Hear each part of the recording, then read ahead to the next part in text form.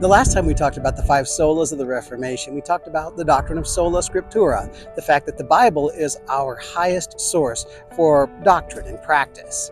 Now we want to talk about the solas that have to do with our salvation, our justification. Those are sola gratia, sola fide, and solus Christus. The first one is sola gratia, meaning that salvation comes to us by grace alone. Ephesians 2:8 says, "For it is by grace you are saved through faith. And this is not your own doing, it is the gift of God." Then verse 9 says, "Not as a result of works, so that no one may boast."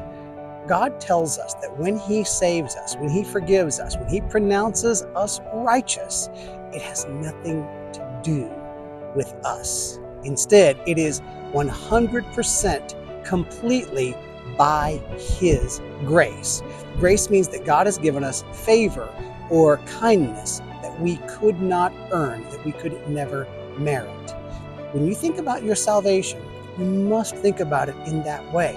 Otherwise, you're going to be thinking about your salvation as a result of some goodness in you, whether it be a good decision you made, a good practice that you have put into your life, or good exercises that you went through.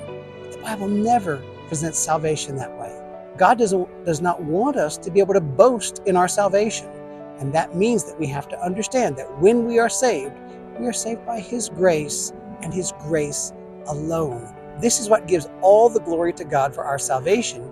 And praise be to God, it takes all the weight off of our shoulders for thinking that we have to be something or do something to earn our salvation. God applies salvation to you and to me, to anyone who's saved, by His grace alone. We'll talk later about how that comes to us.